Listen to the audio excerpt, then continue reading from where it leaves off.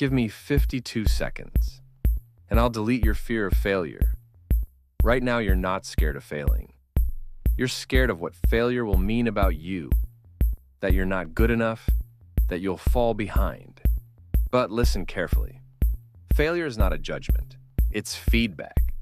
Every mistake is just information your brain uses to improve.